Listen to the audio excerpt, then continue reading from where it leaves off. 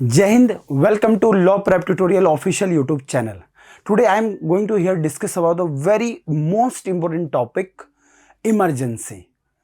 Do you remember that today is the 50 years completion of your emergency? यानी 50 साल emergency के हमने पूरे किए और ये बोला जाता है इंडियन डेमोक्रेसी का सबसे डार्केस्ट डे बोला जाता है ना, डार्केस्ट ईयर ऑल्सो, बिकॉज आप समझ सकते हैं एक देश में इमरजेंसी लगना एक बहुत बड़ी एक वो होती है जिसे देश के लिए बोला जाता है बहुत अच्छा नहीं बोला जाता।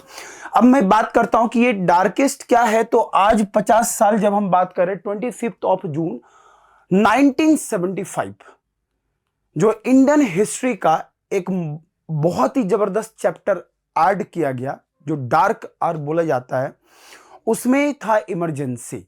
और ये इमरजेंसी के पीछे की अगर हम इंसिडेंट की बात करें, अचानक इमरजेंसी हुआ imposed bye Indira Gandhi.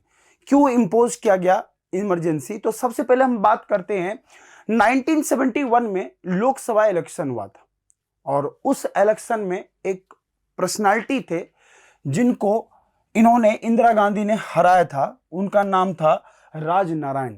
1,11,000 vote से इनको हराया था और वो 1,11,000 वोट से हराने के बाद इंदिरा गांधी रायबरेली से जीत के जाती हैं लोकसभा। बट राजनारायण जी के द्वारा इन्होंने क्या किया कि इलेक्शन में मिसलीडिंग कार्य इन्होंने क्लेम किया और इलाहाबाद हाई कोर्ट में जाकर इन्होंने केस फाइल किया और उस केस का एक बहुत बड़ा टर्निंग पॉइंट माना जाता है जहां पर पहली बार जगमोहन लाल सिन्हा जो मेन उस समय इलाहाबाद हाई कोर्ट के जस्टिस थे, इन्होंने फैसला दिया कि हाँ कुछ ना कुछ धांधली हुई है इलेक्शन में और इन्होंने किनको राजनारायण को जीत दर्ज कर दी। और हाँ 6 ईयर के लिए इंदिरा गांधी को पूरी तरह से बैन कर दिया गया था। बट इस फैसले को इंदिरा गांधी ने सुप्रीम कोर्ट में क्या किया, चुनौती दिया और वहां पर जस्टिस वी.आर. कृष्ण अय्यर जिन्होंने इनको फैसले को इलाहाबाद हाई कोर्ट के फैसले को सही ठहराया, बट उनकी अयोग्यता जो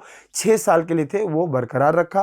कि उसके बाद क्या हुआ कि कोर्ट ने सुप्रीम कोर्ट ने 24 जून 1975 को फैसला सुनाया और उसी रात में इंदिरा गांधी राष्ट्रपति जी से मिलकर, फखरुद्दीन अहमद का उस समय जो थे हमारे यहाँ के राष्ट्रपति थे, और उनसे मिलकर इन्होंने पूरे देश में इमरजेंसी घोषित कर दी। और इमरजेंसी जो लगाया जाता अंडर द आर्टिकल 352(1) के तहत इन्होंने इमरजेंसी लगाई, जिसमें सबसे बड़ी अगर मैं बात कहूं तो फर्स्ट ऑफ ऑल डिस्क्वालिफिकेशन अगर इंदिरा गांधी का जो कोर्ट रूलिंग वहां पर जो मिसलीड किया गया था इलेक्टोरल एब्यूज।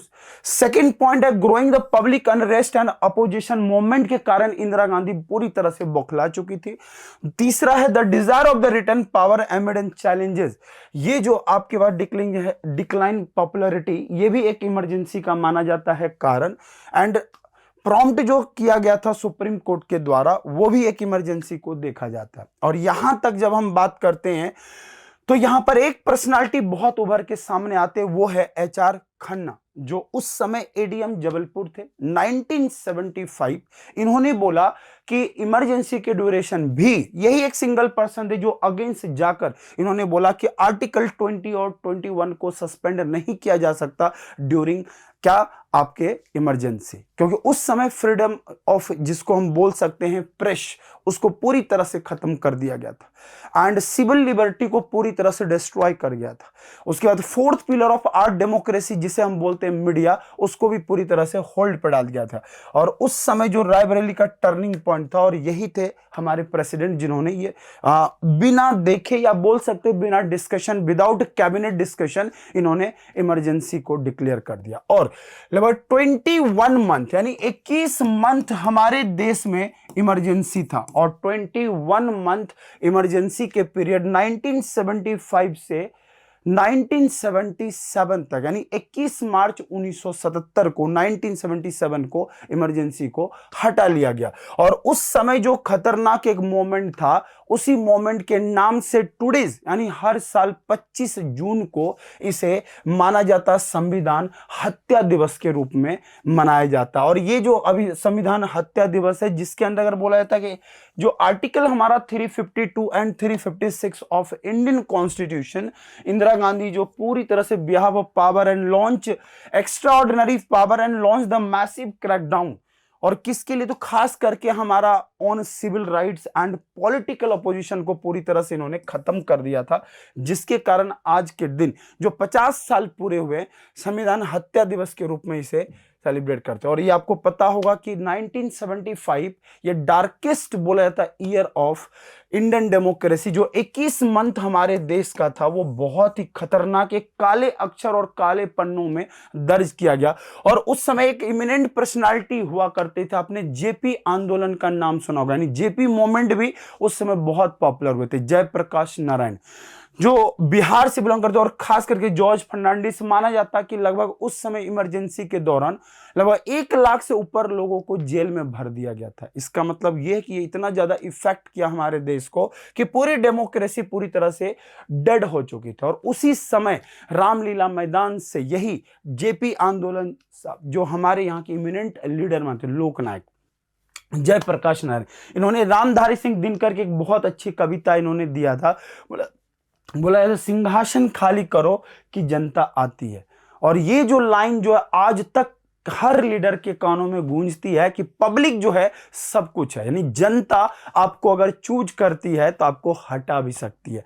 तो इमरजेंसी वाकई में हमें बहुत कुछ लेसन सिखाते हैं, और ये ऐसा लेसन है जो हमें कभी नहीं भूलना चाहिए, क्योंकि हमारे देश में किस हालात में इमरजेंसी लगे थे और हम कैसे उससे बाहर आए, इन सारी बातों की अगर हम बात करें तो एक बुक, बहुत फेमस बुक है, ज्ञान प्रकाश, ये लेखक राइटर हैं, जिन्होंने बुक लिखी हुई कि emergency Chronicle Indira Gandhi and democracy turning point. ये बुक पेंगुइन पब्लिकेशन से लाया गया। इसमें आपको पूरा स्टोरी मिलेगा, क्या सिनेरियो था उस समय का, ये पूरा इसमें जिक्र किया जाता है।